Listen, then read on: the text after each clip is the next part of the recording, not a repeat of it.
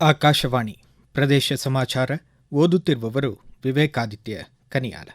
ಭಾರತೀಯ ರೈಲ್ವೆ ಸಕಲೇಶಪುರ ಸುಬ್ರಹ್ಮಣ್ಯ ಮಧ್ಯೆ ಇರುವ ಘಟ್ಟ ಪ್ರದೇಶದ ಸುಮಾರು 55 ಕಿಲೋಮೀಟರ್ ವ್ಯಾಪ್ತಿಯಲ್ಲಿ ರೈಲ್ವೆ ವಿದ್ಯುದೀಕರಣವನ್ನು ಯಶಸ್ವಿಯಾಗಿ ಪೂರ್ಣಗೊಳಿಸುವ ಮೂಲಕ ಪ್ರಮುಖ ತಾಂತ್ರಿಕ ಮೈಲುಗಲ್ಲನ್ನು ಸಾಧಿಸಿದೆ ಎಂದು ಕೇಂದ್ರ ರೈಲ್ವೆ ಖಾತೆ ಸಚಿವ ಅಶ್ವಿನಿ ವೈಷ್ಣವ್ ತಿಳಿಸಿದ್ದಾರೆ.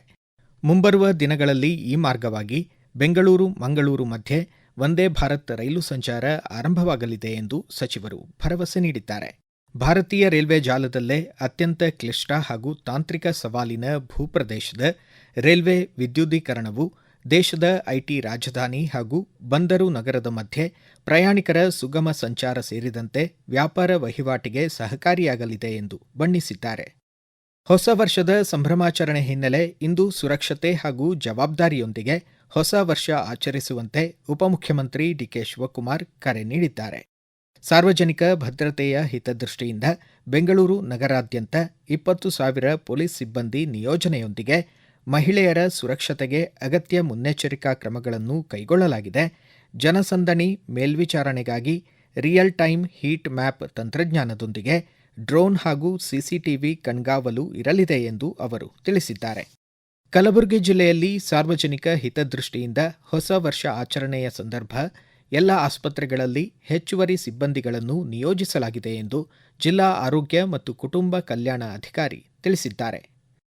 ಉತ್ತರ ಕನ್ನಡ ಜಿಲ್ಲೆಯಲ್ಲಿ ಹೊಸ ವರ್ಷಾಚರಣೆ ಸಂದರ್ಭ ಸಾರ್ವಜನಿಕರು ಅಗತ್ಯ ಮುನ್ನೆಚ್ಚರಿಕೆ ವಹಿಸಿ ಸುರಕ್ಷಿತ ರೀತಿ ಹೊಸ ವರ್ಷ ಆಚರಿಸುವಂತೆ ಜಿಲ್ಲಾಧಿಕಾರಿ ಕೆ. ಲಕ್ಷ್ಮೀಪ್ರಿಯ ತಿಳಿಸಿದ್ದಾರೆ. ಇಂದು ಸಂಜೆ 6 ಗಂಟೆಯ ನಂತರ ಯಾರೂ ಕೂಡ ಸಮುದ್ರಕ್ಕೆ ಇಳಿಯಬಾರದು. ರಾತ್ರಿ 12:30 ನಂತರ ಎಲ್ಲ ತರಹದ ಚಟುವಟಿಕೆಗಳನ್ನು ನಿಲ್ಲಿಸುವಂತೆ ಅವರು ನಿರ್ದೇಶಿಸಿದ್ದಾರೆ. 2025ರಲ್ಲಿ ವಿಶ್ವದ ಪ್ರಮುಖ ಇಂಧನ ಉತ್ಪಾದನಾ ರಾಷ್ಟ್ರವಾಗಿ ಭಾರತ ಹೊರಹೊಮ್ಮಿದೆ. ಮರುಬಳಕೆ ಇಂಧನ ಮೂಲಗಳಾದ ಸೌರ ಹಾಗೂ ಪವನ ವಿದ್ಯುತ್ ಶಕ್ತಿ ಉತ್ಪಾದನೆಯಲ್ಲಿ ದೇಶ ಮುಂಚೂಣಿಯಲ್ಲಿದೆ.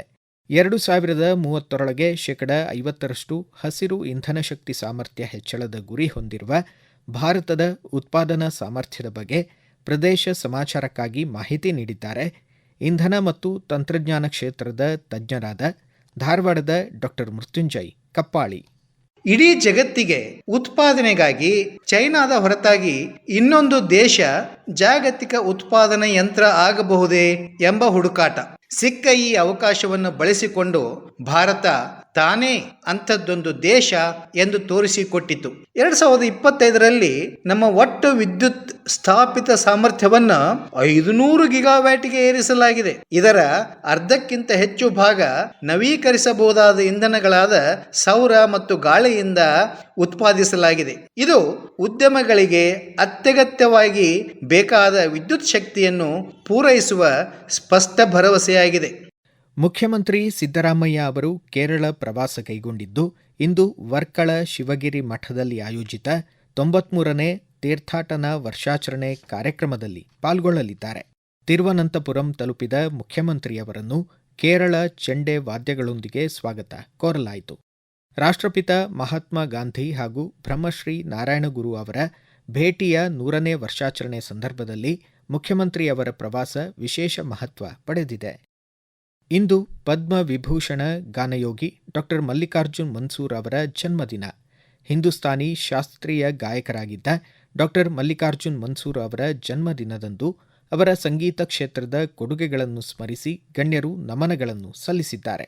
ಧಾರವಾಡದ ಮನ್ಸೂರ್ ಗ್ರಾಮದಲ್ಲಿ ಜನಿಸಿದ ಹಿಂದೂಸ್ತಾನಿ ಗಾಯಕ ಪಂಡಿತ್ ಮಲ್ಲಿಕಾರ್ಜುನ್ ಮನ್ಸೂರ್ ಅವರು ಸಂಗೀತ ಕ್ಷೇತ್ರಕ್ಕೆ ನೀಡಿದ ಕೊಡುಗೆ ಅನನ್ಯ ಹಾಗೂ ಸ್ಮರಣೀಯ ಎಂದು ಕೇಂದ್ರ ಗ್ರಾಹಕ ವ್ಯವಹಾರಗಳ ಖಾತೆ ಸಚಿವರಾದ ಪ್ರಹ್ಲಾದ್ ಜೋಶಿ ತಮ್ಮ ಎಕ್ಸ್ ಖಾತೆ ಮೂಲಕ ಬಣ್ಣಿಸಿದ್ದಾರೆ. ವಿಜಯನಗರ ಜಿಲ್ಲಾಧಿಕಾರಿ ಕಚೇರಿ ಸಭಾಂಗಣದಲ್ಲಿ ಆಯೋಜಿತ ರಾಷ್ಟ್ರೀಯ ಗ್ರಾಹಕರ ದಿನಾಚರಣೆ ಹಾಗೂ ಮಾನವ ಹಕ್ಕುಗಳ ದಿನಾಚರಣೆ ಕಾರ್ಯಕ್ರಮವನ್ನು ಪ್ರಧಾನ ಹಿರಿಯ ಸಿವಿಲ್ ನ್ಯಾಯಾಧೀಶ ಸುಬ್ರಹ್ಮಣ್ಯ ಎನ್ ಉದ್ಘಾಟಿಸಿದರು. ಕರ್ನಾಟಕ ರಾಜ್ಯ ಪ್ರವಾಸದಲ್ಲಿರುವ ಶ್ರೀಲಂಕಾ ಪತ್ರಕರ್ತರ ನಿಯೋಗ ಬೆಂಗಳೂರು ಮಾಹಿತಿ ಹಕ್ಕು ಆಯೋಗದ ಕಚೇರಿಗೆ ಭೇಟಿ ನೀಡಿ ಸಂವಾದ ನಡೆಸಿತು. ಕಳೆದ 2 ದಶಕಗಳಲ್ಲಿ ರಾಜ್ಯದಲ್ಲಿ ಮಾಹಿತಿ ಹಕ್ಕು ಆಯೋಗದ ಕಾರ್ಯವೈಖರಿ ಬಗ್ಗೆ ಹೆಚ್ಚುವರಿ ಮುಖ್ಯ ಆಯುಕ್ತರಾದ ಕೆ. ರಾಮನ್ ಮಾಹಿತಿ ನೀಡಿದರು. ಇಲ್ಲಿಗೆ ಪ್ರದೇಶ ಸಮಾಚಾರ ಮುಕ್ತಾಯವಾಯಿತು. ನಮ್ಮ ಮುಂದಿನ ರಾಷ್ಟ್ರೀಯ ವಾರ್ತಾ ಪ್ರಸಾರ ಮಧ್ಯಾಹ್ನ 1:10 ನಿಮಿಷಕ್ಕೆ.